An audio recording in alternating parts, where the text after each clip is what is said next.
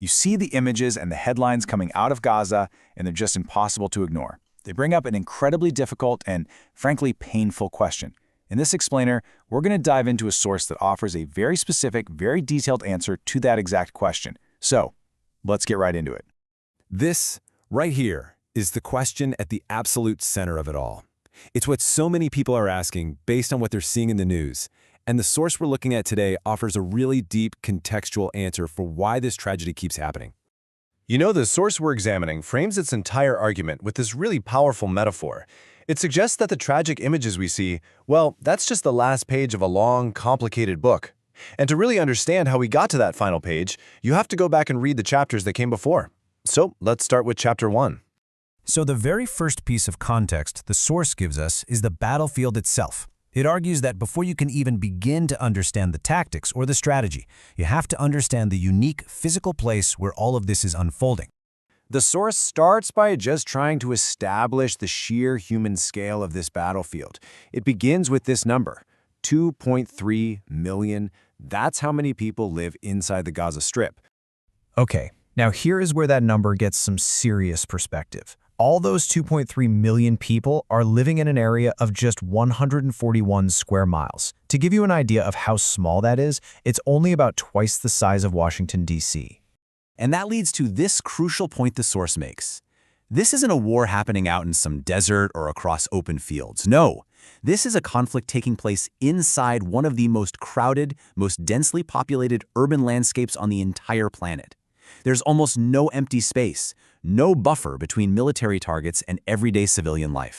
So, according to the source, you've got this incredibly dense city with no real buffer zones. It also points out that the sealed border with Egypt effectively traps civilians inside this conflict zone.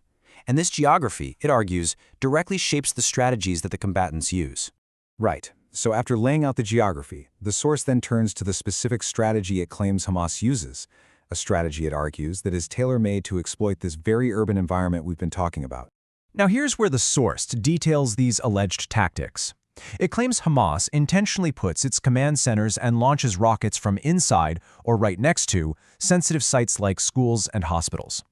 It also makes a really provocative argument that the lack of civilian bomb shelters isn't some accident, but a deliberate choice, essentially treating civilian casualties as a strategic asset in the war for public opinion.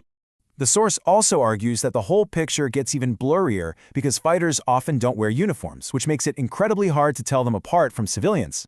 And it makes another specific claim, that teenagers are recruited to fight, and if they're killed, they're then categorized in the casualty counts as children. Okay, so given this unique battlefield and these alleged tactics, how does the Israeli military respond?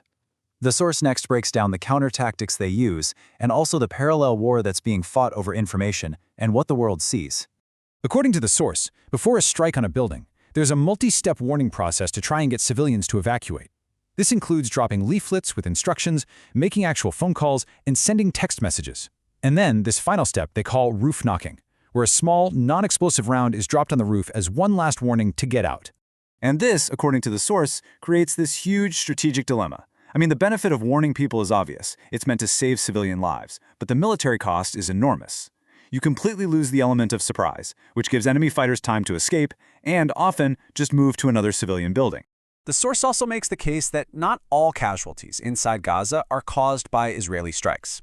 It claims that a percentage of the thousands of rockets fired by Hamas and Islamic Jihad actually fall short and land inside Gaza itself, and it points to the Al-Ali hospital incident as its #1 example of this happening.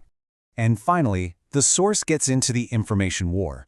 It really emphasizes that the casualty numbers we hear come from the Hamas-run health ministry, which it describes as a party to the conflict, with every reason to inflate them. It also alleges that staged or recycled images are used, and argues that every real tragedy is intentionally filmed and amplified to try and turn global opinion against Israel.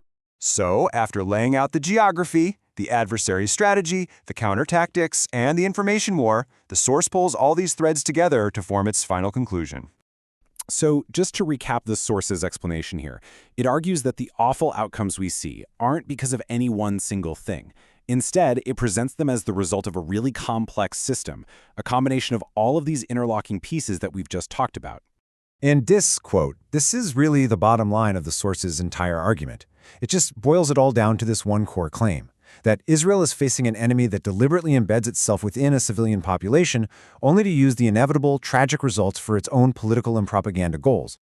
Ultimately, the source we've walked through doesn't really offer any easy answers. Instead, it leaves us with this incredibly difficult question. It paints a picture of what it calls an impossible dilemma, and it forces us to really think about what options even exist when the traditional lines of warfare have been completely erased.